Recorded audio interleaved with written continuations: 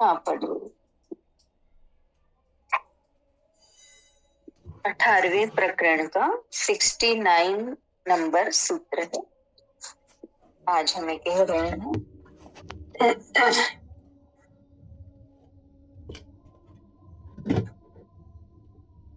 महत्व महत्व नहीं है, ये महतत्व महतत्व आदि जो द्वैत जगत है वह नाम मात्र को ही भिन्न है। उसका त्याग कर देने के बाद शुद्ध बोध वाले का कौन सा कार्य शेष रह जाता है। महतत्व आदि जो द्वैत जगत है वह नाम मात्र को ही भिन्न है। उसका त्याग कर देने के बाद शुद्ध बोध वाले का कौन सा कार्य शेष रह जाता है। बता रहे हैं हमें इसमें, इस संपूर्ण जगत में जो भिन्नताएं दिखाई देती हैं वे सब रूप रंग गुण आदि के कारण है।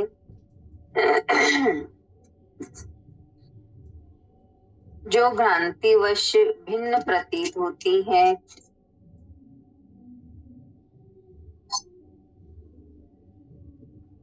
एक मिनट में आती हूँ,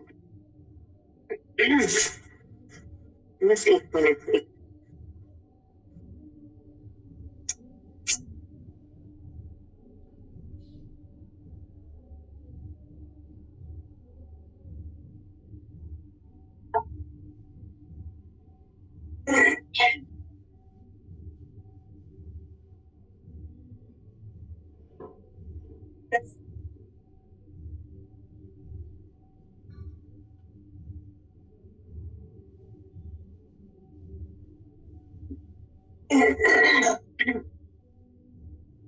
सॉरी पढ़ती हूँ।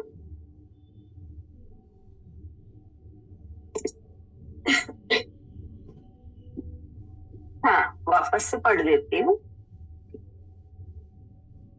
इस संपूर्ण जगत में जो भिन्नताएं दिखाई देती हैं वे सब रूप रंग गुण आदि के कारण है जो भ्रांतिवश भिन्न प्रतीत होती है।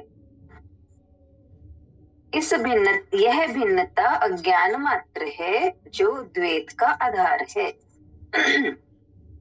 यानी कि संसार में हमें जैसे व्यक्ति है, सबके रूप अलग हैं, सबका रंग अलग है, सब में गुण अलग अलग हैं, इसलिए वो सब हमें अलग अलग नजर आते हैं, भिन्नताएं नजर आती है सब में।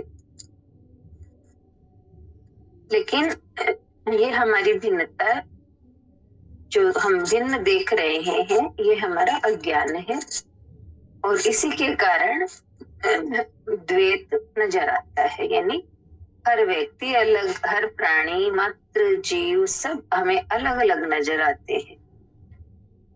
तो ये भ्रांति हमारी, ये अज्ञानता है, हमारी अज्ञानता मात्र है जिसके कारण हमारे भीतर में द्वैत का भाव रहता है।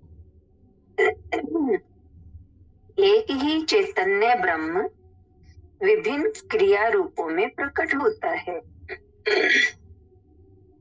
जिसे महत अहंकार पंच तन्मात्रा पंच महाभूत आदि कहते हैं। यानी वो चैतन्य ब्रह्म ही विभिन्न क्रिया रूपों में प्रकट है। यानी वो एक ब्रह्म ही सारे जड़ चेतन प्रकृति में अलग अलग रूपों में हमें दिख रहा है और उसे ही महत अहंकार या पंच महाभूत आदि कहते हैं।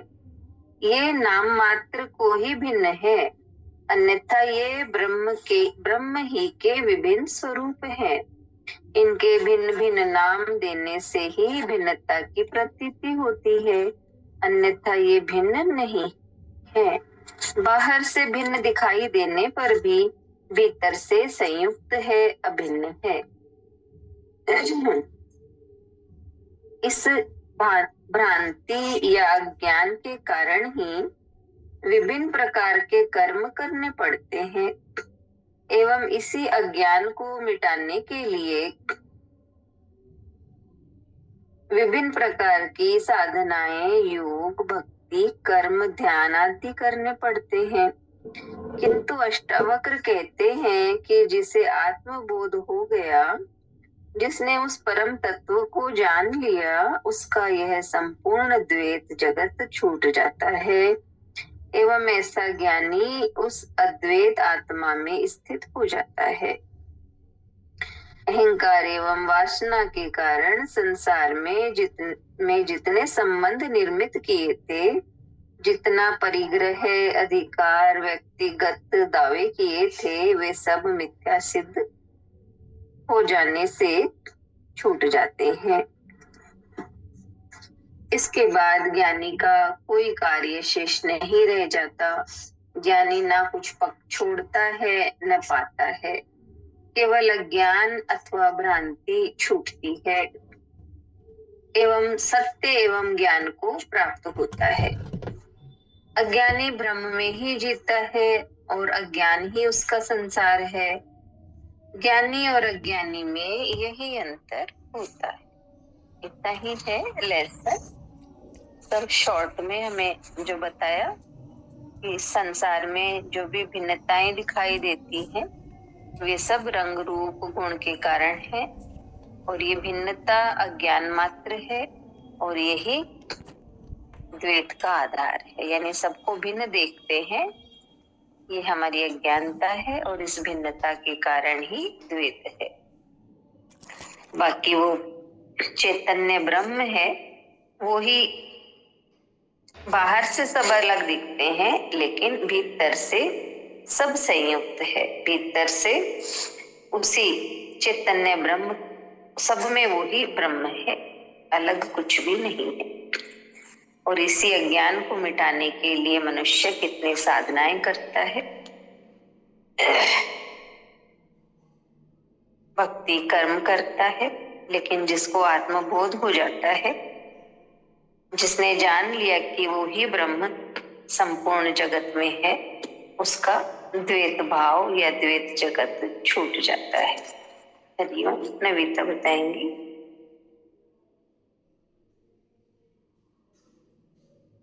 हरिओम। हाँ, हरिओम। आज के सूत्र में बताया कि जो भी जगत में भिन्नताएं दिखाई देती है हमें, तो ये भिन्नताओं का कारण क्या है? रूप, रंग, गुण, इनके अकॉर्डिंग हम अलग अलग देखते हैं। तो कहा ये जो भिन्नताएं केवल हमें भ्रांति वश ही भिन्न दिखाई देती है, ये भिन्नता ही अज्ञान मात्र है।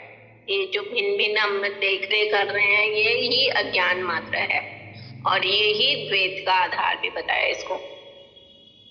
तो एक्चुअली में क्या है कि एक्चुअली में वो एक शक्ति यानी वो एक चैतन्य ब्रह्म ही विभिन्न क्रिया रूपों में प्रकट होता है। ये जो हमें भिन्न भिन्न दिखाई देता है, ये उसी के रूप है, अनेक रूप है। तो कहा ना कि मतलब हम लोगों को इन सब में भिन्नता दिखाई देती है, लेकिन ये अभिन्न है, अंदर से अभिन्न, मतलब संयुक्त है भीतर से। तो जब तक हमको अज्ञान है, भ्रांति है, तब तक ये भिन्नता दिखाई देती है। और ये भिन्नता मिटाने के लिए कहा कि इतने सब साधनाएं हैं, जैसे कि हम सत्संग भी कर रहे हैं, तो वो भिन्नता हटाने के लिए जो भी भक्ति योग, कर्म योग, ध्यान, ये सब जो भी साधन अपनाए जा रहे हैं, वो इसलिए कि अज्ञान हटे।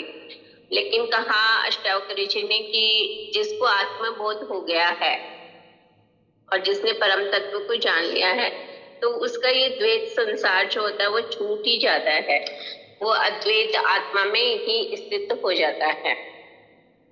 क्योंकि सारे संबंध संसार में कहा कि अहंकार और वासना से ही निर्मित हुए और जब ज्ञान हो गया तो वो सब चीज हटी जाती है। तो एक्चुअली में ज्ञान होने से क्या होता है कि ज्ञानी न कुछ छोड़ता है न कुछ पाता है, बल्कि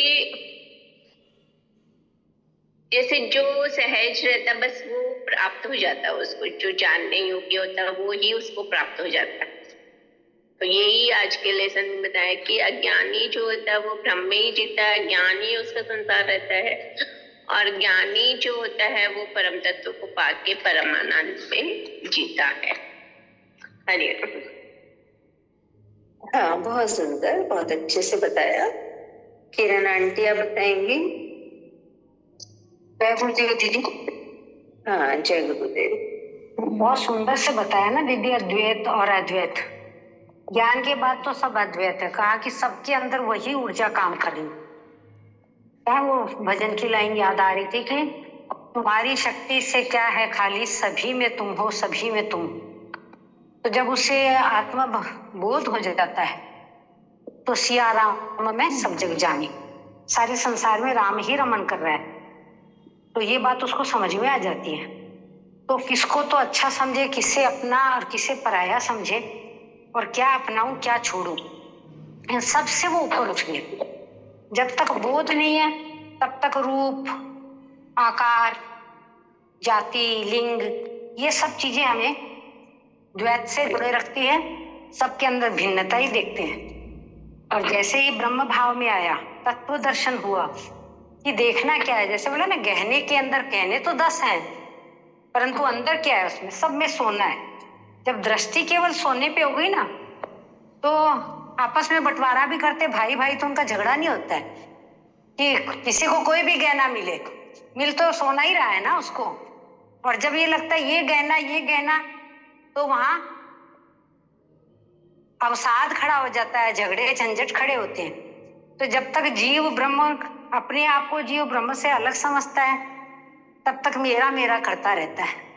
और वो मेरा मेरा उस दिन खत्म होता है जब जान जाता है कि ब्रह्म के अलावा कोई दूसरा है ही नहीं, और दूसरा वही ब्रह्म सब में है। तब फिर उसका पूरा द्वैत छूट जाता है। तब वो आत्मा चिंतन में, तत्व बोध में जुड़ जाता है। और फिर उसे कुछ न लेना है, न छोड़ना है, न कोई चिंता है, न कोई भाव है, न अभाव है। बस सहज भाव है, और वो सहज भाव से ही अपना जीवन जीता है। तो यही उसकी ज्ञानी की पहचान है। जय गुरुदेव दीदी।